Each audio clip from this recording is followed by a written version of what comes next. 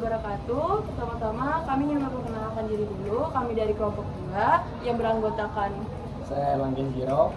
Saya Clarissa Victoria. Saya Sayudia. saya Nurul Fajarianti Ifada. Saya Dimas Aaron Bangun. Kami akan memberikan beberapa contoh dari perubahan kimia dan perubahan fisika. Terima kasih. Halo semuanya, jadi di sini aku punya salah satu contoh perubahan kimia nih, yaitu besi yang sudah berkarat. Nah, dapat dilihat di sini ya. Ini merupakan besi, namun sudah berkarat besinya.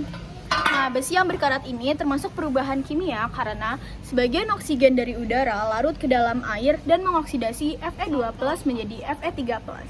Halo semua, di sini saya akan menjelaskan perubahan kimia yaitu fotosintesis.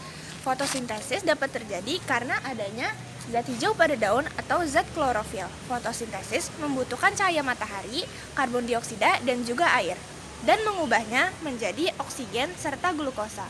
Fotosintesis ini reaksi kimianya yaitu 6CO2 ditambah 6H2O ditambah energi matahari menjadi C6H12O6 plus 6O2. Halo semuanya, di sini saya akan memberikan salah satu contoh perubahan kimia yang saya temukan di parkiran sepeda, yaitu bersih berkarat. Saya akan memberikan gambaran contohnya. Ini adalah bersih berkarat yang saya temukan di parkiran sepeda 72. Proses ini disebutkan elektrokimia atau korosi. Perubahan ini terjadi karena besi yang terkena air dan tercampur karbon di udara yang menyebabkan terjadinya asam karbonat. Sekian dari penjelasan saya. Perubahan kimia pada daun yang layu. Daun yang layu mengalami perubahan kimia karena terjadi reaksi biokimia di dalamnya. Beberapa zat utama yang terlibat dalam perubahan ini antara lain klorofil. Klorofil adalah pigmen hijau dalam daun yang berperan dalam fotosintesis. Saat daun layu, produksi klorofil berkurang karena reaksi enzim yang menghancurkannya.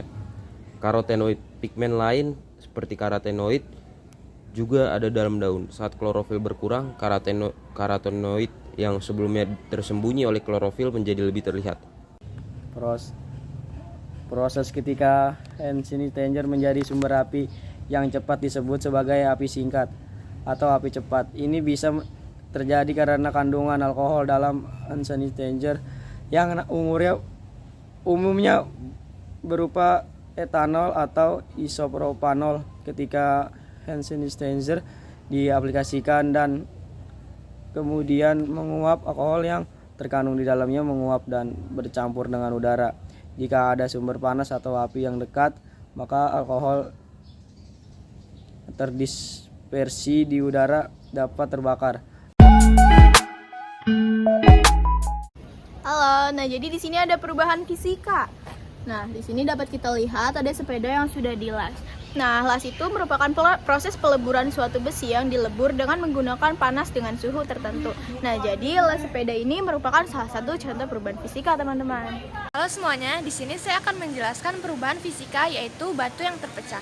Bisa dilihat di sini ada batu yang terpecah karena dilempar dan terkena gesekan dan tekanan sehingga dapat terpecah belah seperti ini.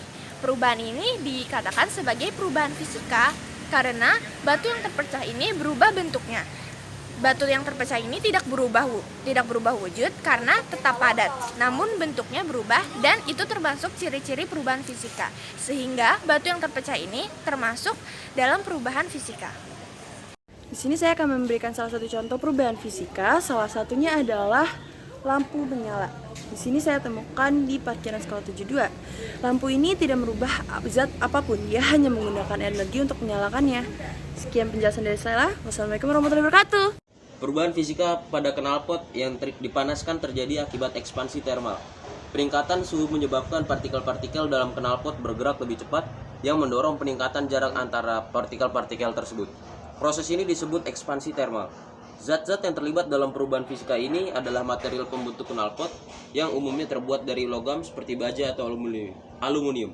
Ketika dipanaskan, partikel-partikel dalam logam tersebut bergerak lebih energi dan menyebabkan perluasan material knalpot tanpa mengubah komposisi zat-zat penyusunnya.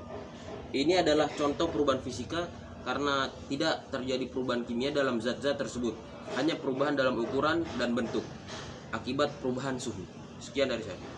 Menjelaskan perubahan fisika dalam pantulan kaca. cahaya mengenai permukaan kaca dan dipantulkan kembali. Fenomena ini disebut pantulan atau refleksi pantulan cahaya pada permukaan kaca. Terjadi sesuai dengan hukum pantulan, di mana sudut datang sudut antara arah cahaya datang dan garis tegak lurus permukaan sama dengan sudut pantul sudut antara arah pantulan dan garis tegak lurus permukaan. Zat-zat terlibat dalam proses pantulan cahaya pada kaca adalah cahaya itu sendiri dan materi kaca.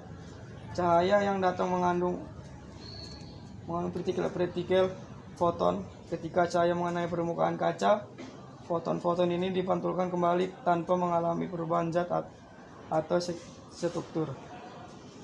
Kaca sebagai bahan transparan, mungkinkah cahaya untuk menembus permukaannya dan kemudian dipantulkan kembali? Dan sekian, terima kasih. Itulah contoh perubahan kimia dan fisika dari kelompok kami.